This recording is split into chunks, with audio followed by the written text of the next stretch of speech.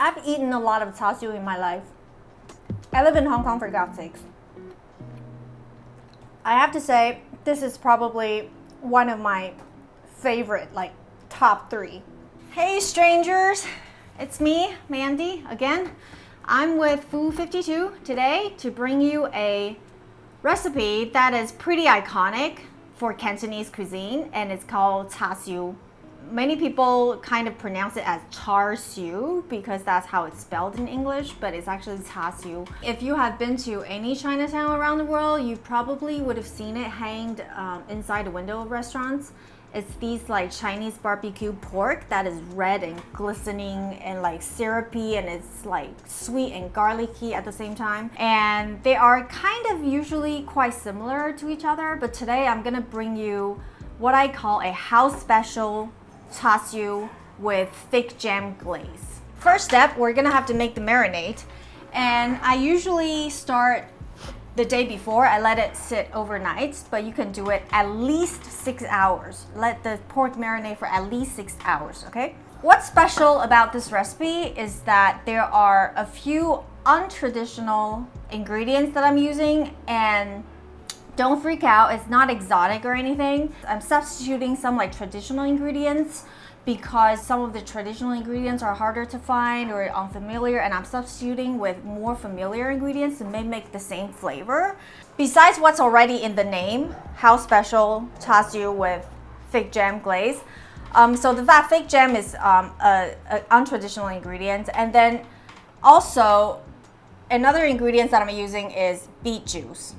This is mainly for color, okay? So because I don't know how important it is to everyone, but I feel like Char Siu, if it doesn't have that red glowing color, which usually comes from food coloring, it just doesn't really look like Char Siu anymore. But I did mine with the juicer. This is about like half of a beet, okay? Like a uncooked beet that is juiced, okay? So if you don't have a juicer, you can puree the beet in a food blender or food processor, and then you squeeze out the juice through a cheesecloth or something. It's a little bit more work, but I'm telling you, it's so worth it. The color that the beet juice gives to the char siu is amazing. I'm gonna measure this by weight, okay? But 1/4 cup of beet juice, which is 60 grams. There. So you probably, this is like half a beet, so you probably only need like 1/4 or something. And then next thing I'm gonna use is miso paste. I'm going to need 30 grams, 1.5 tablespoon.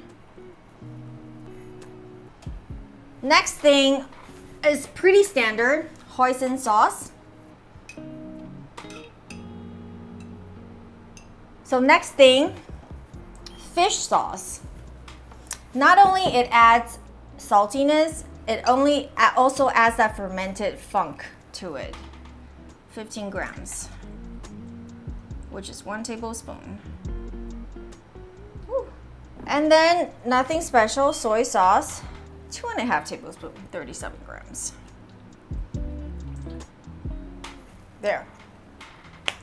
Some recipe would ask you to use dark soy sauce because they want that dark color, but again, dark soy sauce is not going to turn red.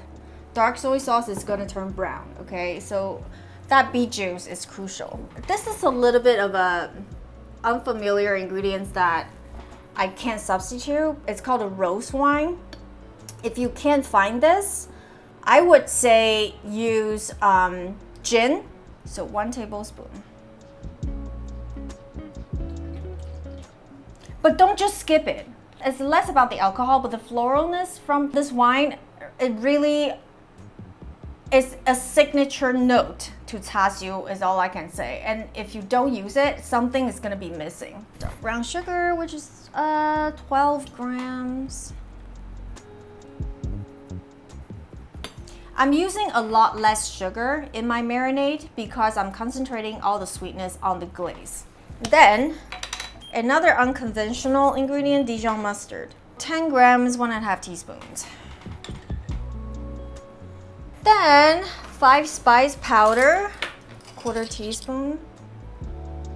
5 spice powder. And then just another 1/4 teaspoon of black pepper. Last but not least, you need starch.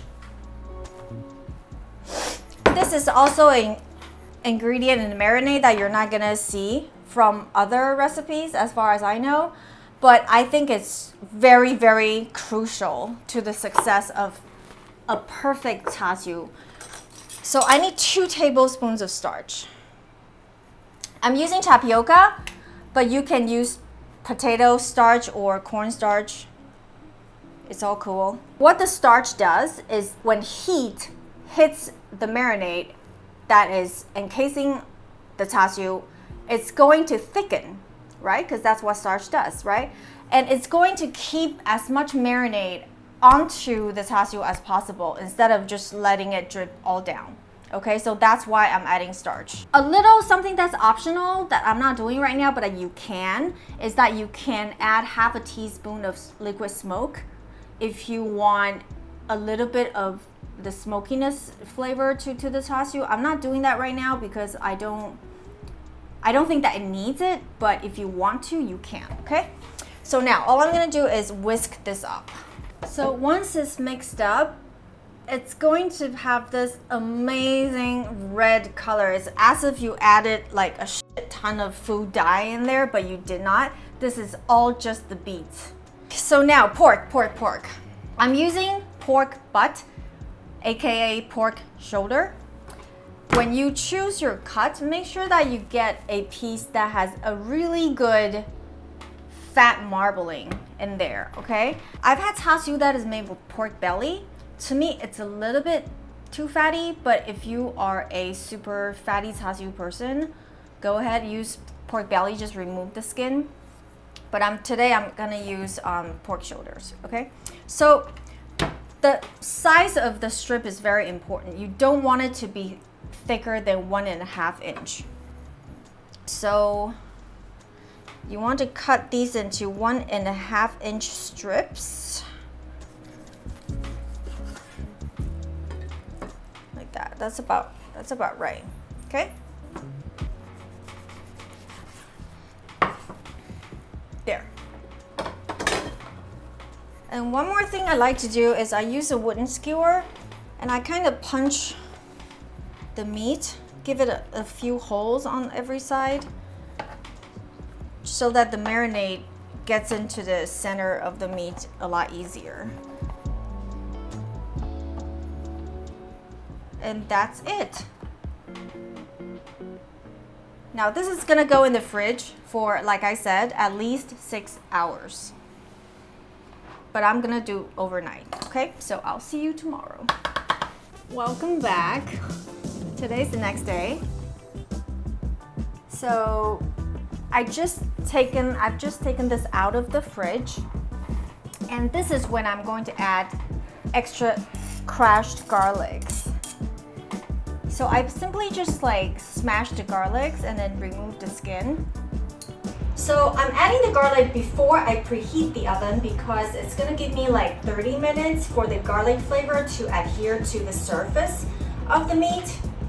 I don't want that raw garlic flavor in the middle, in the center of the meat, okay? I just want it on the surface. Once it's all evenly mixed up, I'm going to preheat my oven on 180 degrees Celsius. While the oven is preheating, let's talk about the glaze. Today, we're actually going to make our glaze with a combination of honey and fig jam, okay? So why fig jam? Because it's one of the few jams out there that is not overly acidic. So don't use any raspberry jams or strawberry jams because it's just going to turn it into kind of a sweet and sour pork. Fig jam is quite sweet, and plus the gelatin already inside the jam is going to help you create that sticky, gooey exterior. Furthermore, we're actually going to make a reduction. We're actually going to reduce this glaze before we apply it to the meat so that it gets really, really thick. So first you need 3 tablespoons of honey, which is 60 grams. Now I need 2 tablespoons of fig jam. Then I'm actually going to add 1.5 tablespoons of unsalted butter. That's another unconventional ingredient, but it's going to make the glaze extra special. Last but not least, when you're doing something so sweet, always give it a little pinch of salt, just to balance it out a little bit, and it kind of even like sharpens the sweetness. Okay, so now we have our glaze ready, and I'm actually going to set this aside first because we don't need this for now. I'm going to reduce it while the meat is already in the oven. The oven is preheated, and here you can see that I have a baking rack that is kind of heightened on top of a baking sheet with, like, 4 little baking cups here. Okay, I just want to create more airflow through like the top and bottom of the meat.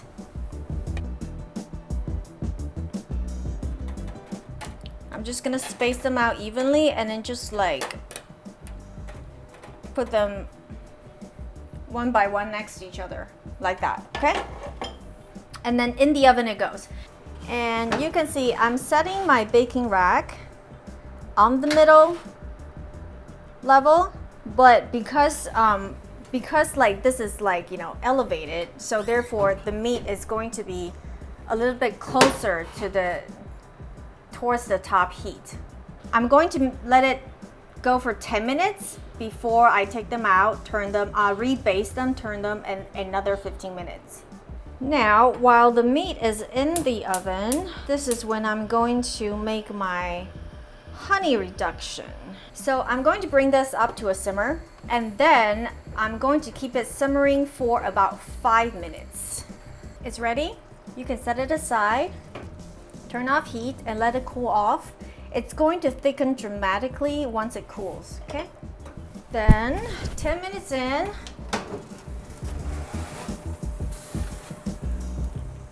take your meat out of the oven. You can see it already has this gorgeous color glaze.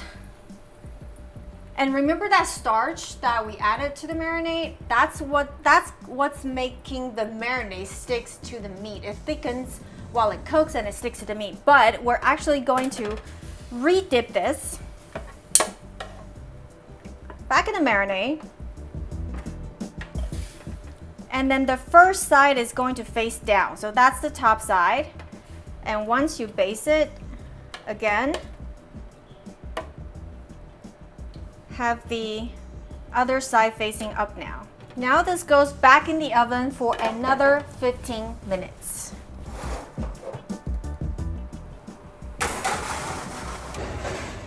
Ooh. You see this gorgeous red color? It's really important that you let it rest for 20 minutes, okay? Because some juice could still be running out, and I don't want that juice to dilute the glaze that we work so hard to thicken, okay? So, and one more thing is that on the back side, you can see the back side is always going to be a little bit wetter. So once it comes out of the oven, I want you to flip it over, and then with a blowtorch, I want you to torch the back side a little bit.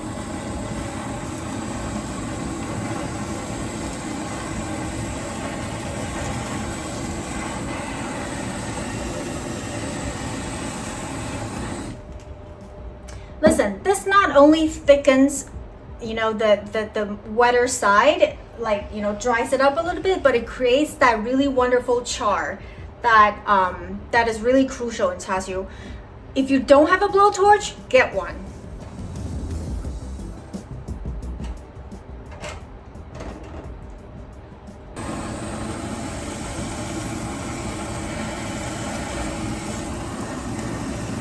So you see the blowtorch creates these little bits of charred pieces.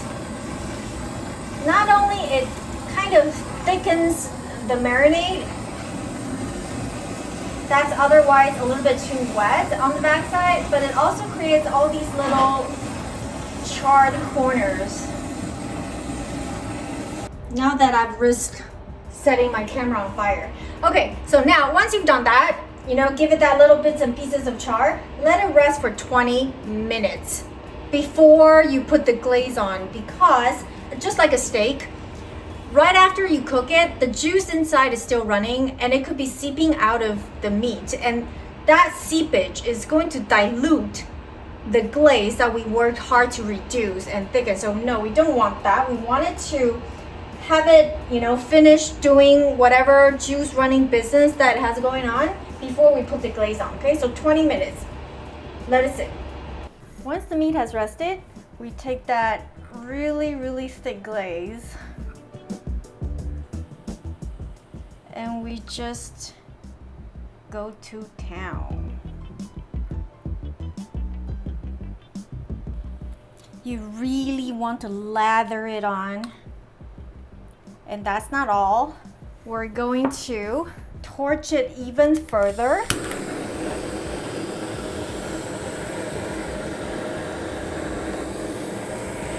To just give it even more caramelization. Then we turn it.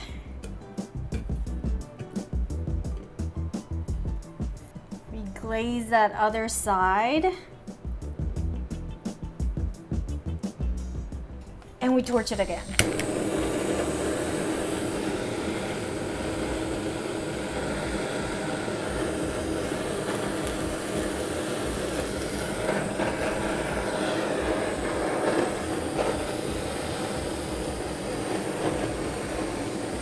I know that it's almost inhumane at this point to ask you to wait, but I'm going to ask you to wait. Give it 5 minutes for that glaze to thicken back up, and you won't be sorry. Your patience will be rewarded. I don't even need to eat this. I already know it's good. This is perfectly cooked pork. No food dye, no artificial coloring. All this gorgeous color comes from the beet juice.